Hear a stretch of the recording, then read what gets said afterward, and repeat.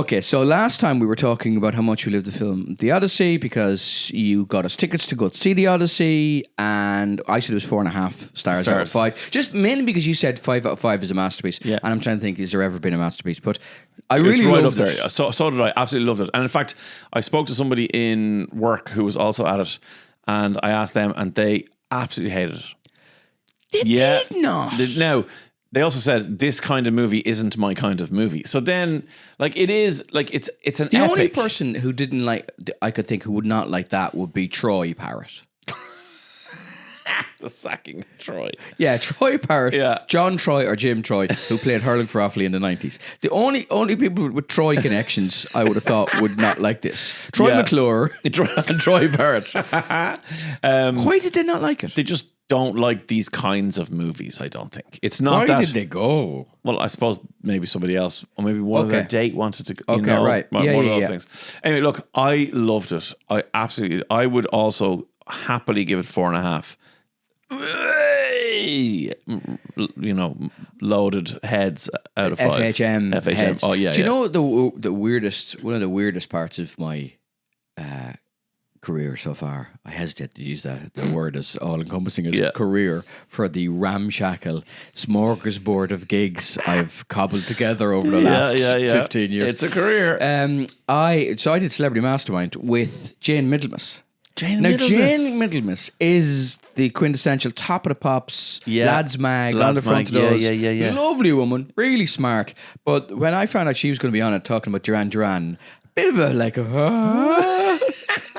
and after you went on, actually, because I think we talked about her on the podcast and you tagged her or something. Then she followed me on Instagram and we were like thumbs up chatting away about stuff. I asked her to listen to the podcast when we did the podcast early, just because she's a Virgin Radio presenter. And I said, I don't know any good radio presenters. I said, could you possibly give us some advice on the podcast if you have any? Just.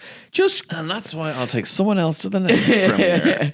And she said, oh, well, you take someone else to the next one. As long as if it's a Christopher Nolan film, not only, okay, so it's free, but it costs you, because it's Christopher Nolan, €75 in parking. It's going to be 9 hours long. Yeah. I go back to my car, and my car had its arms folded. What time do you call this? Essentially, again, she said you had a lovely voice before. She goes, "Love the podcast. You interact really well," and she'd never heard your voice before, and she said you have a lovely voice. I'll take that as a compliment. Sorry, what I realised I should have done, given that it was a date, was not only should I have taken you for dinner and brought you in earlier, I should have collected you. I was busy in the afternoon, but I could have. Too much, though. How could we try too much? I wouldn't know. Maybe. Yeah. So 4.5 out of 10, right? Yeah, 4.5 out of 10. There's 2 questions I have for you. One, I looked at the aesthetic of that, and I don't know. Maybe there's probably loads of articles about this, and I'm saying something very obvious. Go on. It looked like a lot of those people, they didn't look like they were wearing a huge amount of makeup. And I think that maybe word came on high, or maybe it was a decision for the actors themselves. They were not Botoxed. Those actors, a lot of those people had more wrinkles than you would see them at photo shoots or at the Met Gala or for other films. Their faces were more expressive. Did you not notice that? Now that you say it, they were more expressive. And no, I know. I wonder, did Nolan say, this is a Greek tragedy and you cannot look shiny? Nobody looks shiny. No, nobody looks shiny. And there were close-ups.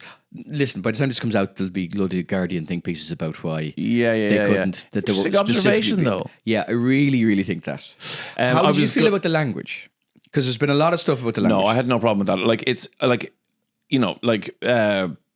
Telemachus, who is Odysseus' son, played by Tom Holland, calls Anne Hathaway mom and mom. Dad. Like, I'm fine with that because, if you want to put it in ancient Greek and put subtitles on it, knock yourself out. But we're here to be entertained. You're here to watch a story unfold, and all the visuals are mind blowing. You don't need to also then be focusing on the accuracy of whether or not it's like Lord of the Rings. I know it's a mythical world, that they live in, whatever. But everyone is English. Like, why? They're not. Like, but that doesn't matter. Like, yeah, but isn't it weird that if you're from this part of the world, you have been conditioned into thinking those things should be RP accents? Yeah. You go, sure, that's as far related it's just that they were the people making those movies at the time. Why isn't he talking like Laurence Olivier? Well, Laurence Olivier didn't talk like Achilles, so like it's fine. Yeah.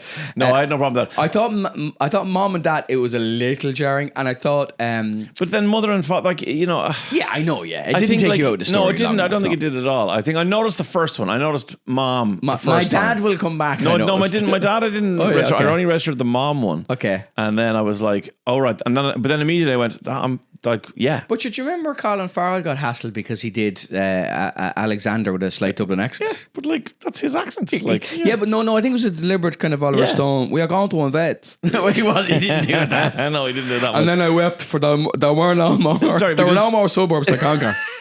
I love Colin. I was telling you a story in the last bonus episode, which I want to continue. Matt Damon, yeah. So Matt Damon was doing one of those interviews, and he basically. So I think the question was, how big is a Christopher Nolan movie versus another one, right? This, yeah. So he said that Christopher Nolan doesn't do special effects. He doesn't do CGI. Yeah. So if there are 1,000 people in a battle, there are 1,000 people on set. So at one point, he was he was walking through Troy. There were 1,200 people. Yeah. There were people on fire. There was buildings on fire. At one point, the guy on fire went past him. A building fell on fire, crumbled onto the ground. Practical effect, not fake, not let's add it in later on green screen. Oh, yeah. The guy was behind him with the big IMAX 70mm camera on his shoulder, following him. And then Christopher Nolan yelled, "Cut!" And the guy put the camera down, the cameraman, whatever, and Matt Damon looked at him and like kind of both of them looked at each other going like, that was insane. Like the amount of people, the wrangling involved, the violence, the whatever. It was all so brilliantly done. And then the cameraman went, "By the way, you know, that's just a flashback." And that's when Matt Damon went, "Oh, right, that's how big this movie is." Like that entire set piece, that would be the crescendo of any Bond, any Mission Impossible, even indeed any Lord of the Rings battle. That would be the ultimate crescendo of it. And it's a 10-second flashback in a Christopher Nolan movie. Oh no, we're only scene setting here, lads. Yeah. That's all that is. There's a quote Gary Oldman is asked about what is, now I know we're fanboying, but listen, you'll forgive us, fanboying Christopher Nolan. He said, "What's the best director note you ever got?" And he's in one of the Batman films, and he does, like Gary Oldman's brilliant actor, right? Phenomenal. Phenomenal in Slow Horses. Have you ever watched Slow Horses? No, so Slow Horses, one of those ones I should have watched. Written by, the first few series were written by Will Smith. Will Smith, not that Will Smith. Will Smith was a comedian from Jersey. Yeah. So at the early days of my gigging in England, I met him and did gigs with him.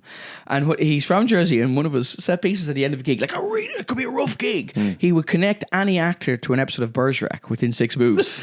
And it would rip. Yeah. Like, there'd be pissed people in Camden Jongleurs, and he'd go, "Give me one." Some people go, Cliff Barnes from Dallas. And he would go, "He was in this, and then they were in that with him." And you'd get there. 6. Amazing.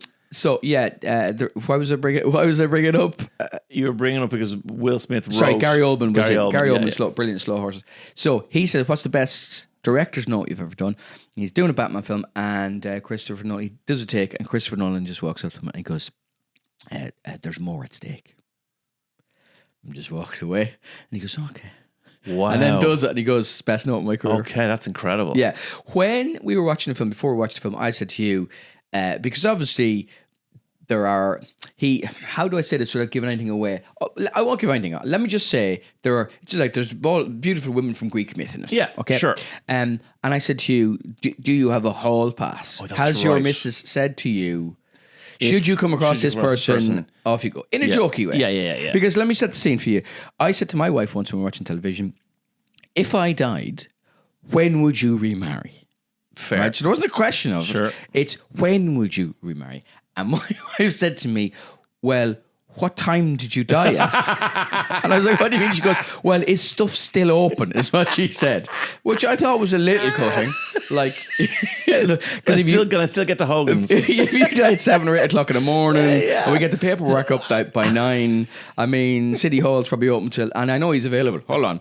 But you were kind of saying, there's no hall pass in my life, and I don't believe there's one in my wife's life. But we talked about this, I think, look, maybe 20 odd years ago, kind of early in our relationship. Okay. Now, because you could meet them. This is the thing. At that moment, I wasn't in the position I'm in now, where I interview, every star there is in every genre of entertainment. But usually that's who people on this are famous celebrities or whatever, right? So forget that. Just forget who I am now. Yeah. Go back to then.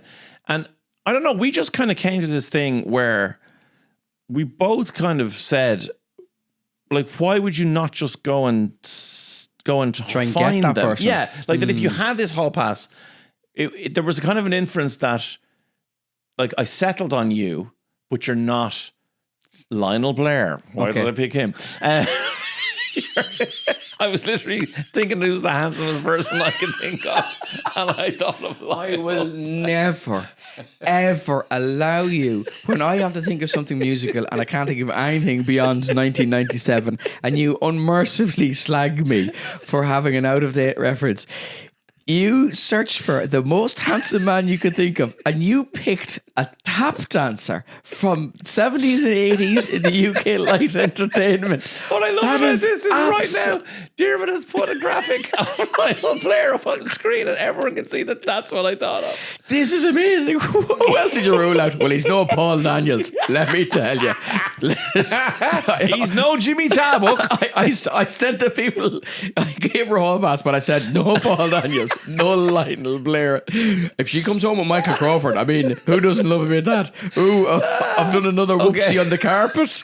This is Betsy. epic. Sorry, what I meant, what I was saying was that we both believed at that time in our early 20s, settling, you were getting that there was somebody no great. way we were settling. Yeah. That if I loved, in fairness, you were Julia right. Roberts, and if she loved, oh listen, you were absolutely right. I was not settling. I think something else is at play here, though. All right. I think that she knows you interview all these amazing, beautiful people who are exceptionally talented. Sure. But she knows that possibly that you will have the same influence on them as you had with Aidan Gillen. And as soon as that conversation is over, you are erased from their memory. Yeah, like a neuralizer in Men in Black has been used. Yeah, that is absolutely fair. Who is that hoodie-wearing Beowulf who asked me random questions? Speaking of random questions, I got a random question. Well, let's do that on the next one. Okay, you want to go again? Yeah. Let's do it. It's a great question from Nick. Nick, we'll get to the question. We'll do. We'll keep this Odyssey going. Yeah, nice. Oh, good reference. Christopher Nolan film. Thanks. Okay, join us. This will probably be out next week. Who knows?